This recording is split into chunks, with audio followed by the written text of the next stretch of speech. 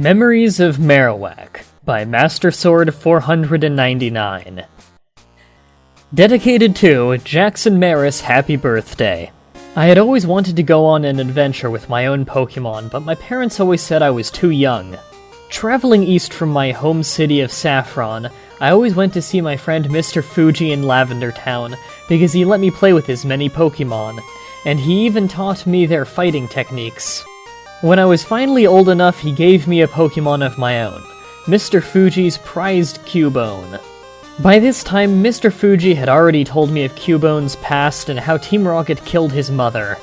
Over the many years I had known Cubone, we had developed quite a bond as we spent our time together.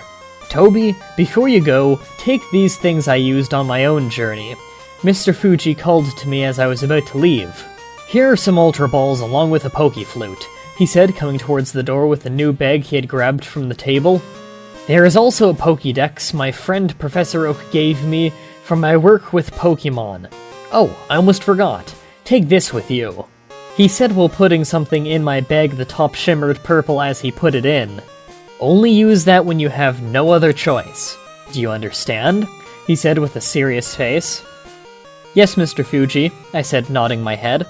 "Stay safe," he said, shaking my hand.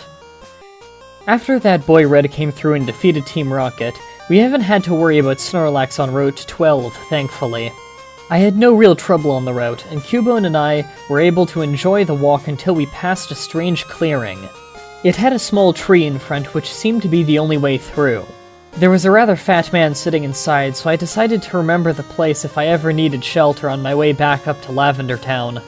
Turning away from the clearing, I saw Cubone seemed afraid of the place, and even more so, the man inside. "Cubone, do you recognize that man?"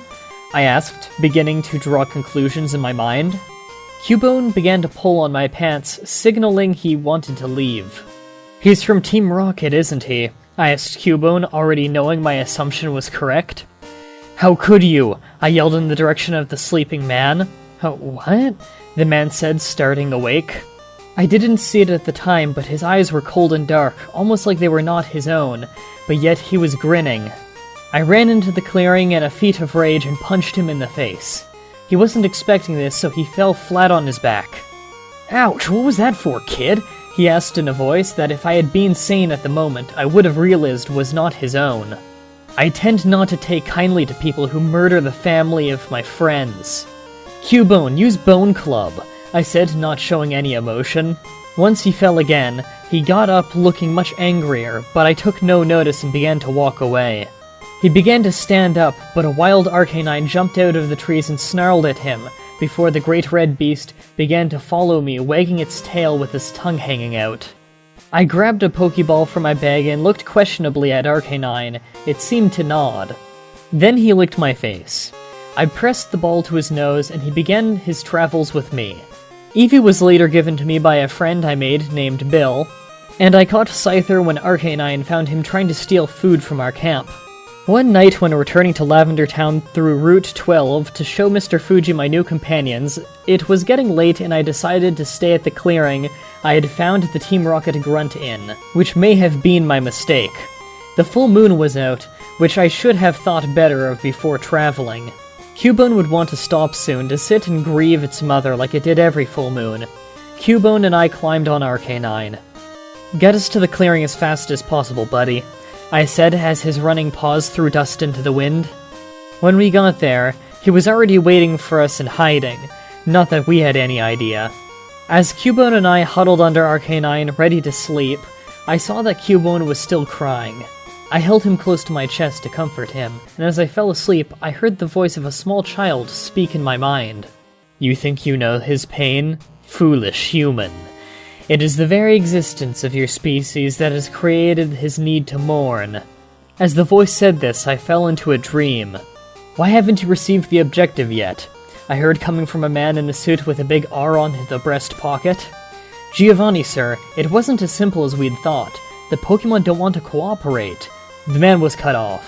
"The Pokémon shouldn't have the option to cooperate. They're worth nothing, and I expect you to treat them as such. Kill any Pokémon that stands in your way," Giovanni said coldly. At this point my dream changed, and I only heard voices. Why haven't you reached the top floor yet, Grunt? Sir, this Marowak won't move. Then don't give it the option. But sir, he was cut off. You heard me, Grunt. Yes, sir. This was followed by footsteps. Bang! The gunshot rang in my ears. My dream changed. Do you know what comes next, Toby? The voice said, giggling. Who are you? I screamed, knowing what came next and not wanting to see it. The voice cut itself off, followed by the same giggling. You'll know soon enough.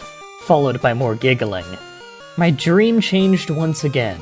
Cubone was dragging his mother out of Pokémon Tower and towards the mountains, no skull on his head, and not holding a bone, but he was crying. He got to the mountains and a period of months flashed before my eyes. Cubone not leaving his mother's side and crying the whole time until the point where his mother was simply a skeleton. Mr. Fuji came over a hill in the distance and he asked Cubone to come with him. Cubone picked up his mother's skull and one of her bones, and he went with Mr. Fuji but didn't stop looking at his mother until he lost sight of her. The voice giggled in my head once again. Still feel you know his pain? As you wake, I'll be sure you do. This is why people and Pokémon do not belong together. Your kind only brings us destruction. You're wrong! I yelled as I woke up to see the man from before standing at my feet. Who's wrong, kiddo?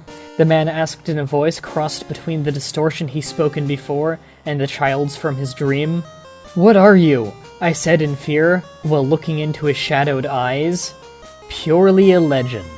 I heard the child's voice say as the man's eyes returned to normal, followed by him falling on his back, revealing what was behind him. I laughed. Mr. Fuji has shown me pictures of this Pokémon. I thought only your counterpart was evil, I said, beginning to smile. Not my best call. I began to float, my grin faded.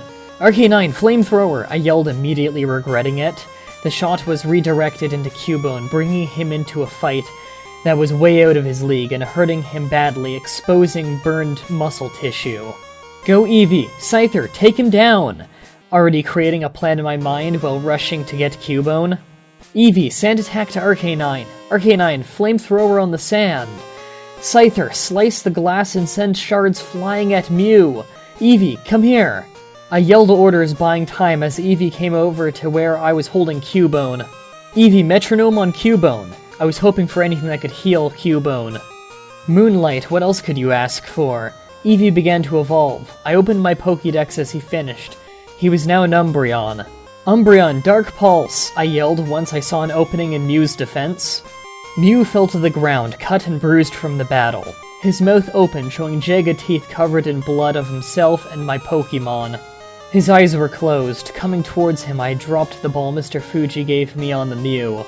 The M on the ball made it seem like a perfect prison for the Mew. The Pokémon was too evil. I would never be able to control it, and of this I knew. I destroyed the opening mechanism on the Master Ball and put it in the PC, making sure Bill would know not to fix it. Good riddance, I said, walking away from the PC. Reaching the door, I heard the childish voice of Mew in my mind once again. Don't think your prison can hold me forever. I will break free, and when that happens, it will be your undoing. That was Memories of Marowak. Final thoughts? The story was fucking dumb. It's generic, cliché, and things constantly just happen out of place and with no context given, simply because the author couldn't think of a better way to include it in the plot. Also, this is yet another story where I was told it was done, and yet it clearly needed more editing. My personal favorite is when the grunt shot the Marowak. Bang was in quotation marks. Did the grunt just walk upstairs and yell bang really loud to kill the Marowak? I have nothing else to say about this story. That was this week's Creepypasta. Tune in again next Saturday when we tackle yet another story made and sent in by the fans with Do You Believe in Legends? If you want to write your own story, help peer edit for the show, or even just read stories early, check out the link in the description to the Creepypasta section of my forum. You'll also find a link to the playlist of every Creepypasta I've read. Thank you all for watching, all the way through, and until next time, sweet dreams.